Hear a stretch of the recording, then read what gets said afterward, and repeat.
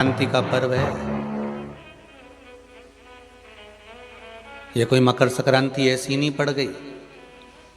किसी देवता का घर जला था तब जाकर दूसरे घर में प्रवेश किया था, तब मकर संक्रांति हुई थी।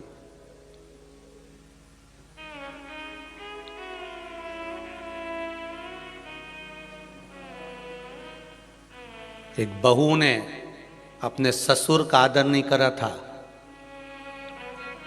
तो पिता ने बेटे के घर में आग लगा दी थी, केवल क्रोध में। तब जाकर ये मकर संक्रांति पड़ी थी। कोई ऐसे ही पड़ गई मकर संक्रांति?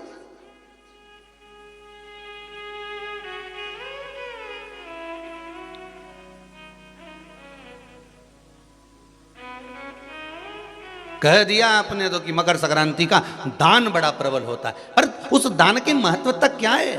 हमारे शास्त्र क्या कर रहे हैं, हमारे पुराण क्या कर रहे हैं, हमारे वेद क्या कर रहे हैं?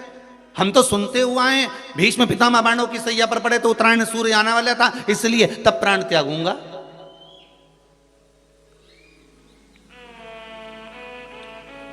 मकर राशि में सूर्य प्रवेश करेगा तब मैं आनंद पाऊंगा, तब मैं दान करूंगा, पुण्य। तो आखिर दान की महत्वता इतनी प्रबल कैसे हो गई? वो तिल की महत्वता इतनी प्रबल कैसे हो गई? वो गुड़ की महत्वता इतनी प्रबल कैसे हो गई? कहीं हमारे यहाँ एक भी मैसेज में ये नहीं लिखा हुआ आया होगा कि शक्कर तिल्ली का दान करो, गुड़ तिल्ली का दान करो।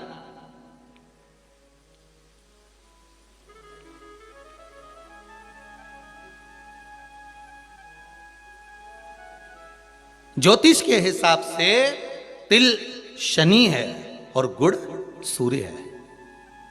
ज्योतिष के हिसाब से तिल शनि है और गुड़ सूर्य है।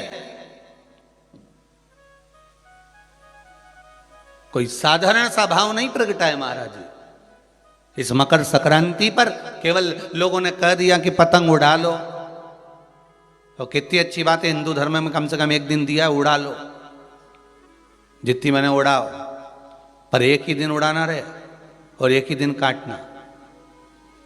बाकी के दिनों में ना तो किसी के बारे में उड़ाना और ना किसी की काटना।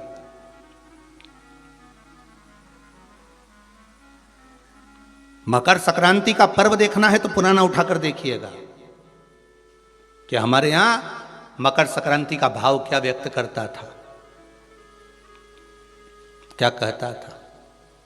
ना तो किसी के बारे में उड़ाओ और ना काटो। किसी की बहन बेटी जा रही है उसकी उड़ा दी, कोई का लड़का है तो उसकी उड़ा दी, कोई की सास है तो उसकी, कोई का ससुरा है तो उसकी, कोई गुरु है तो उसकी, कोई ब्राह्मण है तो उसकी, कोई बड़े से बड़ा मठाधीश पीठाधीश संत महात्मा जोगी सन्यासी तपस्वी जिसको तुम जानते तक नहीं, किसी की बहू बेटी को तुम पहचानते तक नहीं, किसी व्यक्ति को तुम पहचानते तक नहीं, एक बार नहीं मिले, बस एक व्यक्ति ने उड़ाई तो इन्हें भी ढील दे के उड़ाई। अब वो एक ने उड़ाई तो तुमने भी उड़ा दिया। अरे हमारे यहाँ तो हिंदू धर्म में एक दिन दिया है मकर संक्रांति का दिन कि खूब छत पर जा उड़ा ले जितनी उड़ाना है, पर किसी की गलत शब्द से मत उड़ाना, किसी के लिए आड़ा टेढ़ा मत बोलना, किसी के लिए ऐसा मत बोल जाना क्योंकि तुम उसको पहचानते ही नहीं हो। बस उसने उड़ाई तुम उसके साथ मिल गए, दे ढील। चरखिल तो तुम ही पकड़े थे, उड़ाए जा उड़ाए जा उड़ाए जा।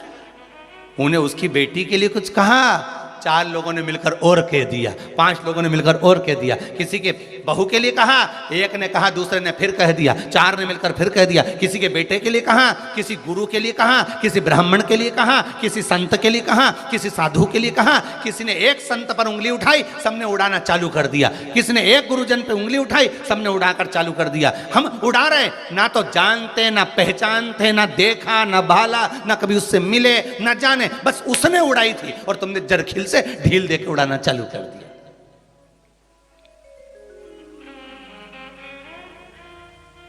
अरे कितना हमारी भारत की भूमि को पहचानो तो रे भाई। ये वो भारत की भूमि है जहां मोहल्ले में एक दुकान लगी हुई है और एक दुकान की अगर बोनी नहीं होती थी तो दूसरी दुकान वाला अन्न नहीं खाता था। वो नियम अभी भी खत्म नहीं हुआ, अब मरे तक रह गया। कि मोहल्ले में कोई मर जाता है तो मोहल्ले के लोग अन्न नहीं बनाते, खाते नहीं जब तक कि वो अर्थी नहीं उठ जाती। पर आज के समय में तो वो भी गया, ये तो अंदर जाके समोसा निपटा लेता है। तो का आज के समय में कौन रुकता है? मोहल्ले में मरा, पर पहले नियम था कि एक मोहल्ले में जितनी दुकान होती थी उस दुकान के बाहर एक कुर्सी रखी होती थी। प्रत्येक दुकान के बाहर एक कुर्सी रखी होती थी। ग्राहक आता था, कुर्सी पर बैठता था, कुर्सी पर बैठता, सामान खरीदता, सामान खरीदा जिसकी दुकान से कुर्सी, उस दुकान को जब बाहर रखी थी वो कुर्सी फिर अंदर रख लेता था। अब जिसकी दुकान में कुर्सी अंदर चली जाती थी, उस दुकान पर अगर कोई सामान खरीदने आता था तो जो दुकान का मालिक है वो कहता था भैया ये सामान मेरे पास में नहीं है, सामने वाली दुकान पर है, वहां चले जाओ। सामान इसके पास रहता था पर नहीं देता था, क्योंकि इसको मालूम है कि मेरी बोनी हो गई है पर सामने वाले की बोनी नहीं हुई है, इसलिए वो कहता था सामने वाली दुकान पे मिल जाएगा, मेरे यहाँ नहीं है। जब वो सामने वाली दुकान पर जाता था, कुर्सी पर बैठता था, सामने वाला उस कुर्सी को उठाकर अंदर रख लेता था। फिर कोई उसकी दुकान पर जाता था, भैया ये सामान है क्या? तो क्या हमारे पास नहीं मिलेगा, वो तीसरी दुकान पर मिलेगा, उसकी यहाँ भेज देते थे कि वहां चले जा, वहां कुर्सी पर। क्यों? क्योंकि अगर हमारे लाइन में, हमारी पट्टी में, हमारे मोहल्ले में अगर किसी एक दुकानदार का अगर बोनी नहीं हुई, बिक्री नहीं हुई, तो फिर हमारा भोजन करना व्यर्थ है। ये हमारा हिंदू धर्म था, ये मेरी भारत भूमि का गौरव था। और एक आज का जमाना, जो मिल जाए जितना मिल जाए निपटा लो, फिर मौका मिले कि नहीं मिले। आज के जमाने में बस निपटाओ, अपन तो काटो, दे के काटो।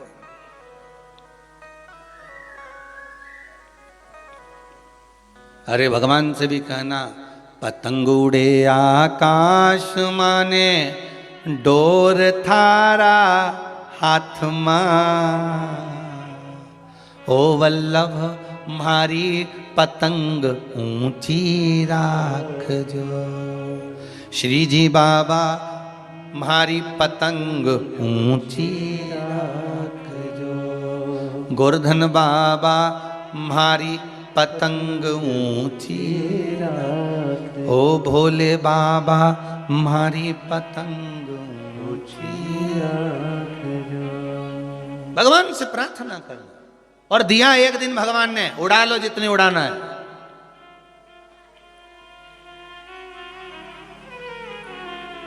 उड़ा लो।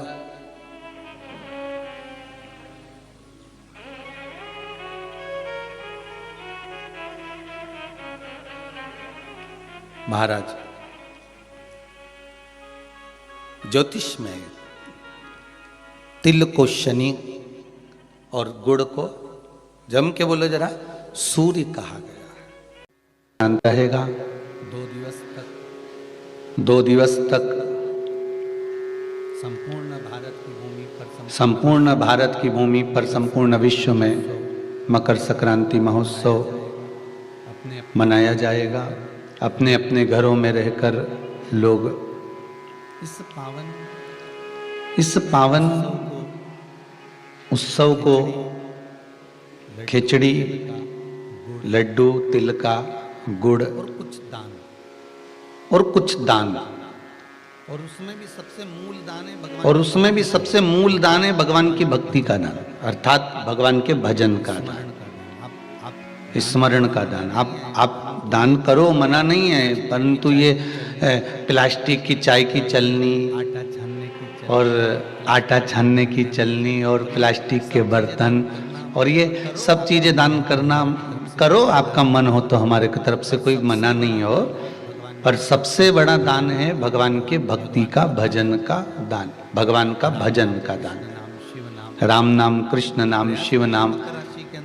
प्रयास करिए मकर राशि के अंतर्गत जब सूर्य प्रवेश करे और आप जब मकर का स्नान करें और मकर संक्रांति पर्व का जब आप स्नान करें तो भगवान की अविरल भक्ति आपके भीतर समाहित हो। भगवान की अविरल भक्ति आपको प्राप्त हो। और इस पवित्र भक्ति के बल पर, हम भगवान की सुंदर आनंदमय स्वरूप को धारण कर सके।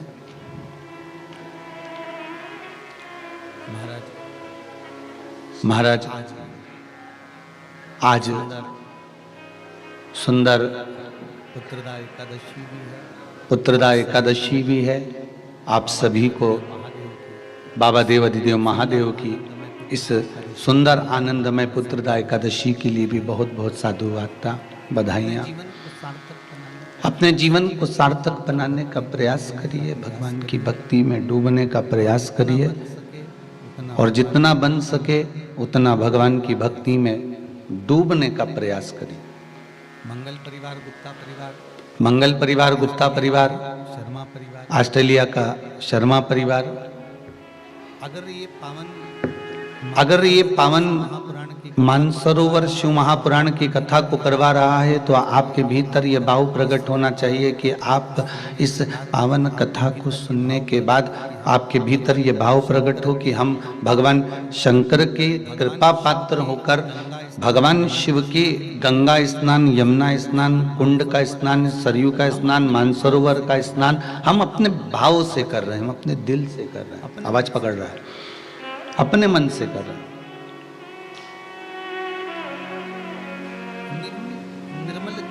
निर्मल चित्त से, निर्मल भावों से, निर्मल मन से हम भगवान को पाने का प्रयास करें। हम भगवान को पाने का प्रयास करें तो भगवान मिलता जरूर है। आज